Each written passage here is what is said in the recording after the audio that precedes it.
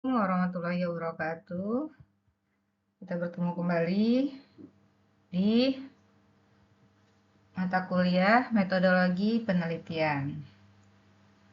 Kali ini kita akan membahas bab 11, yaitu proposal bisnis. Ini adalah bab terakhir dari buku metodologi riset bisnis syariah Widikdo 2023, penerbit Salemba, yang menjadi sumber referensi dari penjelasan materi metodologi penelitian ini. Pada dasarnya, proposal bisnis syariah secara teknis tidak berbeda dengan proposal bisnis pada umumnya. Perbedaan keduanya terletak pada objek proposal yang dikaji dan pendekatan yang dilakukan oleh penulis, ya. Jadi kita akan membahas apa aja itu isi dari proposal bisnis secara umum dan proposal bisnis syariah juga, ya. Hampir sama, ya, yang membedakan objeknya saja. Baik, definisi dari proposal bisnis yaitu dokumen tertulis berisi gambaran dari seluruh rencana usaha baru yang ingin didirikan. Tujuan dibuatnya proposal bisnis ini adalah untuk memperoleh pendanaan dari calon investor atau pemodal. Di Stay Savvy, proposal bisnis ini juga dapat menjadi salah satu alternatif jenis tugas akhir, ya. Oleh sebab itu, mahasiswa wajib mengerti bagaimana cara penulisan proposal bisnis.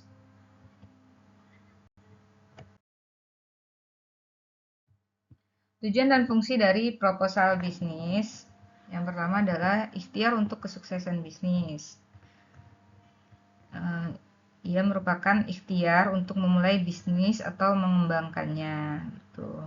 Dalam bisnis syariah ini agar mendapatkan kesuksesan dan keridhaan Allah Subhanahu wa taala, sekaligus ikhtiar untuk mendapatkan keberkahan dari bisnis yang akan dan atau sedang dijalankan. Yang kedua, menguji kelayakan rencana dan ide bisnis untuk memastikan bahwa ide sebuah bisnis dapat dikembangkan ke depannya, maka ada kalanya perlu dilakukan pengujian terkait kelayakannya. Hal ini menjadi sangat penting sebab dalam pelaksanaannya ide bisnis pada saat awal tidak semuanya langsung berhasil. Oleh karenanya perlu adanya pengujian terhadap ide bisnis tersebut. Yang ketiga adalah untuk menyusun rencana bisnis secara efektif dan mudah dikelola.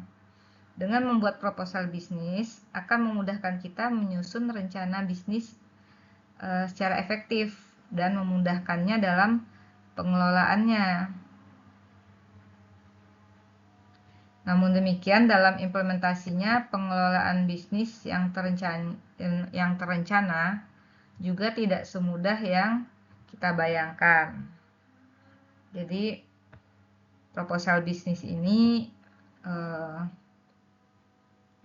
digunakan sebagai panduan dalam menjalankan bisnis, gitu ya, dan terdokumentasi perencanaan tersebut, gitu.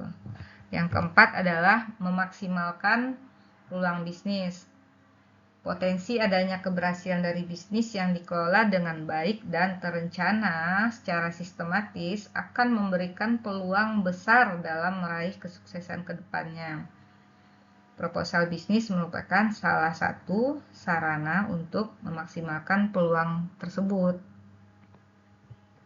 Sesuatu yang terorganisir dengan baik itu peluang suksesnya lebih besar daripada sesuatu yang kurang terorganisir. Kemudian yang kelima, menarik minat investor atau pemodal. Hal ini menjadi salah satu tujuan utama dari adanya proposal bisnis yang dibuat, yakni untuk memperoleh dukungan pendanaan dari investor atau pemodal atau donatur. Proposal bisnis dibuat secara tersusun dan terencana akan membantu menarik modal dari pihak investor. Karena proposal bisnis yang baik itu akan menggambarkan secara gamblang rencana-rencana bisnis tersebut sehingga terbayang oleh investor dan pada ujungnya meyakinkan investor dan investor tertarik gitu. Dan ini juga kedepannya akan memudahkan dalam pengembangan bisnisnya gitu.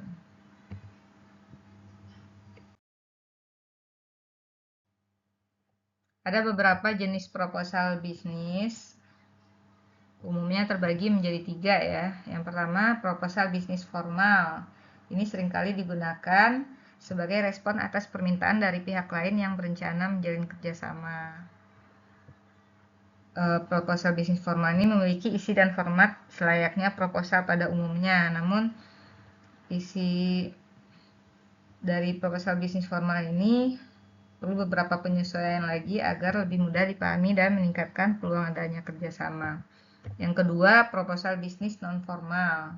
Ini umumnya dirancang sebelum adanya permintaan proposal secara resmi gitu, yang mana dibuat oleh calon pelanggan yang tertarik pada sebuah produk. Isinya memerlukan penyesuaian dengan melihat dari sudut pandang calon pelanggan agar lebih mudah dipahami dan meningkatkan konversi penjualan gitu. Ini dibuat sebelum adanya permintaan ya. Jadi untuk dipresentasikan di depan calon pelanggan. Kemudian yang ketiga, proposal bisnis yang tidak diminta.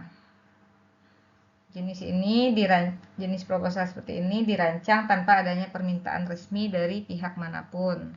Contoh proposal ini adalah brosur, selebaran, email blast atau email broadcast gitu, yang mana proses penempatannya dilakukan secara khusus agar dapat berjalan sesuai tujuan.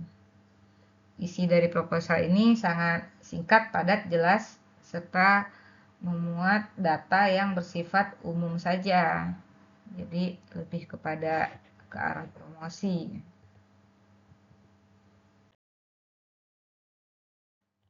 Faktor keberhasilan dalam penyusunan proposal bisnis atau proposal bisnis syariah ya. Di antaranya yaitu yang pertama, tujuan yang realistis. Proposal bisnis yang baik harus memiliki tujuan yang realistis, konkret, dan dapat dicapai sesuai dengan kemampuan yang dimiliki. Yang mana tujuan itu terukur, dapat diukur dalam jangka waktu tertentu. Realistis, masuk akal gitu ya. Kemudian yang kedua, batasan waktu. Penentuan batas waktu dalam proposal bisnis sangat penting agar dapat terukur dan mudah dievaluasi dalam pelaksananya. Kemudian komitmen. Komitmen harus ada dari pebisnis yang menjadi subjek dari proposal bisnis, yang mana selanjutnya didukung dari seluruh pihak yang terlibat. Kalau ada komitmen itu salah satu faktor keberhasilan dari proposal bisnis. Kemudian yang keempat, fleksibel. Proposal bisnis yang baik juga harus memiliki kriteria fleksibilitas ya. Ini menjadi penting agar pelaksananya jika terdapat strategi baru atau alternatif dapat dilakukan penyesuaian cepat terkait formulasinya.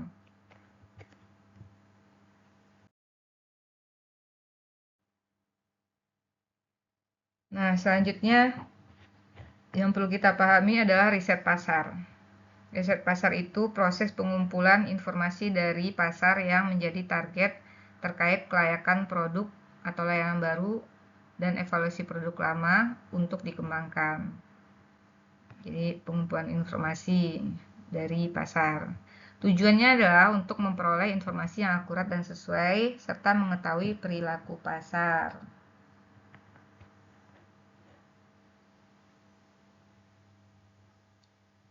Riset pasar memungkinkan perusahaan atau bisnis untuk menemukan pasar yang menjadi target dan mendapatkan umpan balik atau pendapat terkait minat pasar terhadap produk atau layanan yang ditawarkan.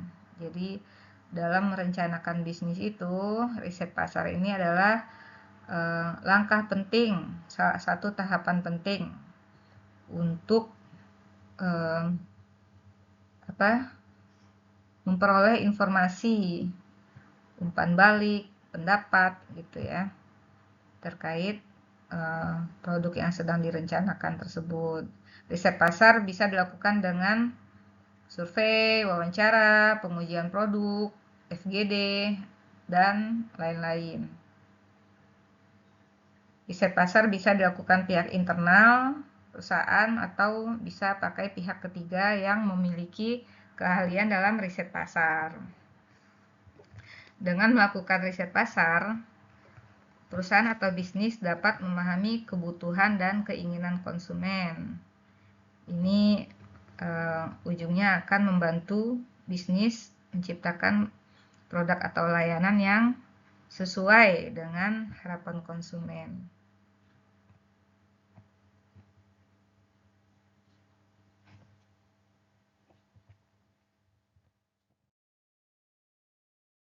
Nah, ini dia fungsi dari riset pasar. Yang pertama untuk evaluasi, yaitu melakukan penilaian terhadap program-program atau strategi pemasaran yang telah dilakukan sebelumnya. Riset pasar ini juga berguna ketika perusahaan ingin mengadakan evaluasi terkait posisi brandnya terhadap produk-produk pesaing gitu.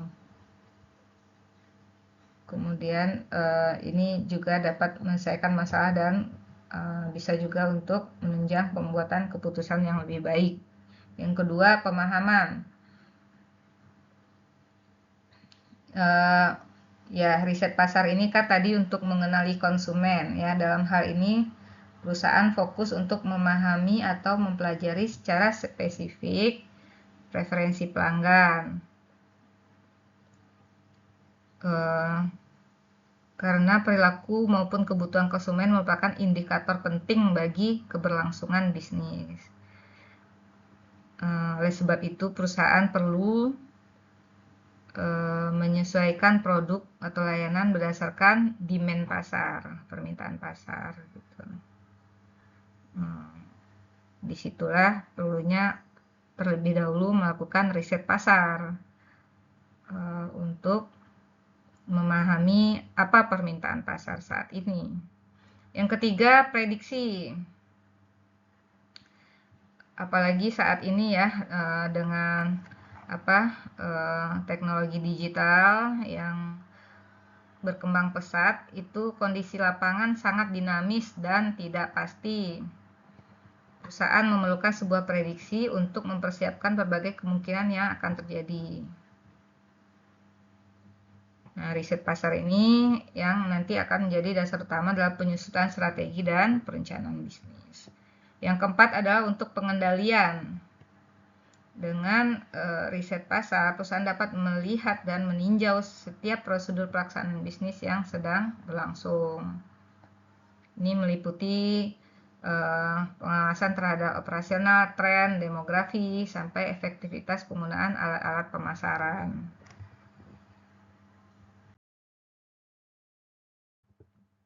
Nah, setelah memahami proposal bisnis, kita ke prakteknya bagaimana membuat bagaimana membuat proposal bisnis yang berbasis riset pasar.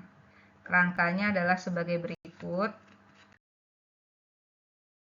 Di bagian depan itu ada halaman sampul atau cover. Itu berisi judul, jenis proposalnya, identitas penulis dan lembaganya, serta tahun. Kemudian halaman pengesahan yang berisi identitas penulis, judul, pernyataan, karya ilmiah ini dibuat, kemudian pembimbing dan tim yang terlibat, kemudian bulan dan tahun. Selanjutnya adalah pernyataan orisinalitas, bahwa ini bebas dari unsur plagiarisme dan bersifat original. Kemudian prakata atau kata pengantar, penulis menyampaikan pihak-pihak atau lembaga yang telah membantu selama proses penelitian. Kemudian selanjutnya ringkasan eksekutif itu memuat pengantar atau ringkasan singkat dari rencana bisnis yang dibuat dengan tujuan agar pembaca mengetahuinya. Ringkasan eksekutif ini berisi mengenai informasi apapun yang menggambarkan bisnis, mulai dari target pasar, produk yang dibuat, anggaran keuangan, dan lain sebagainya secara ringkas. Berarti ini pengganti abstrak ya kalau di proposal penelitian biasa. Kemudian daftar isi. Ini bisa dibuat secara otomatis ya, berdasarkan bab dan subbab di dalamnya. Kemudian daftar tabel, grafik, sama gambar juga ini dibuat secara otomatis berdasarkan caption, gambar, tabel di dalam file tersebut. Nah, ini bagian isinya. Bagian isi terdiri dari pertama pendahuluan, ini menjelaskan latar belakang masalah, potensi atau peluang dalam pengembangan bisnis, prospek bisnis yang akan dikembangkan, kemudian diperkuat dengan data-data penunjang dari bisnis yang akan dikembangkan tersebut gitu. Nah, yang kedua adalah analisis lingkungan bisnis. Bagian ini menjelaskan teknik strategis dalam mengidentifikasi faktor-faktor internal dan eksternal yang berpotensi mempengaruhi bisnis, termasuk di dalamnya kekuatan, kelemahan yang merupakan bagian dari faktor internal, serta peluang dan ancaman yang merupakan dari yang termasuk dari dalam faktor eksternal gitu, yang lebih kita kenal dengan SWOT ya. Kemudian yang ketiga, uji kelayakan produk. Ini menjelaskan cara melakukan uji kelayakan atas sebuah produk, baik produk baru maupun pengembangan produk. Uji kelayakan ini dilakukan dengan mempertimbangkan aspek pasar, yang mana survei awal terkait kebutuhan pasar bisa dilakukan menggunakan kuesioner online dan wawancara. Salah satu alat yang bisa digunakan untuk menguji kelayakan produk ini contohnya adalah design sprint. Design sprint ini adalah sebuah kerangka kerja yang dikerjakan dalam waktu 5 hari untuk membantu perusahaan atau bisnis membuat sebuah konsep produk dan prototipe. Selanjutnya adalah rencana bisnis. Ini menjelaskan rencana pengembangan bisnis dalam jangka pendek, jangka menengah, dan jangka panjang. Termasuk di dalamnya nanti ada rencana organisasi, rencana pemasaran, rencana produk, rencana produksi, rencana tim pengelola atau SDM, kemudian rencana proyeksi keuangan, kemudian pengembangan aspek legalitas dan perizinan, serta aspek dampak sosial dan lingkungan. Selain itu juga terdapat model bisnis yang digunakan. Setelah itu kesimpulan. Ini ringkasan hasil analisis secara deskriptif dari yang di atas tadi ya. Bagian ini harus selaras dengan tujuan dari proposal bisnis dan secara spesifik mampu memberikan informasi yang berguna bagi para pihak yang terkait. Selain kesimpulan, kesimpulan yang diberikan berdasarkan riset pasar itu, di sini juga memberikan rekomendasi yang relevan, terutama tentang layak atau tidaknya bisnis ini ditindaklanjuti ke depannya. Nah, di bagian akhir itu ada daftar pustaka atau bibliografi. Ini secara otomatis ya dari citation yang di dalam isi proposal tersebut. Referensi bisa berupa buku, laporan, publikasi resmi dari website, artikel jurnal, laporan periodik, disertasi, situs resmi, artikel seminar atau konferensi, working paper, dan sumber informasi lainnya. Kemudian lampiran-lampiran. Bagian ini memuat beberapa informasi penting yang perlu didapatkan, namun belum efektif kalau ditaruh di bagian isi, sehingga ditempatkan pada bagian lampiran. Ini bisa berupa lembar pernyataan yang dijadikan bahan kuesioner, data keuangan yang diolah, foto produk atau jasa, foto kegiatan, atau dokumen pendukung lainnya.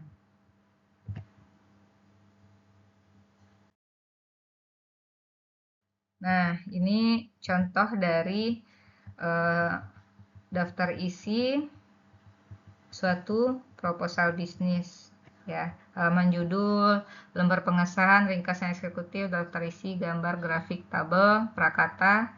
Kemudian bab 1 pendahuluan berisi latar belakang, potensi dan prospek bisnis, kemudian identitas perusahaan, nama usahanya apa, bidang usaha, visi misi, logo. Kemudian bab 2 analisis lingkungan bisnisnya, yaitu analisis persaingan industri sama analisis SWOT. Kemudian bab 3-nya yaitu uji kelayakan produk, terdiri dari riset kebutuhan pasar, kemudian pengembangan prototipe, dan uji kelayakan produk. Bab 4-nya rencana bisnis, itu udah diuraikan tadi, rencana organisasi, rencana pemasaran, rencana produksi, rencana SDM, timnya ya, tim bisnisnya. Kemudian yang kelima, rencana proyeksi keuangan, rencana pengembangan aspek legalitas. Kemudian yang ketujuh, rencana dampak sosial dan lingkungan. Terakhir, bab 5 adalah kesimpulan dan lampiran-lampiran jika ada ya. Nah, kesimpulan itu terdiri dari kesimpulan hasil analisis dan rekomendasi. Daftar pustaka, lalu lampiran. Ini contoh daftar isi lengkap dari suatu proposal bisnis.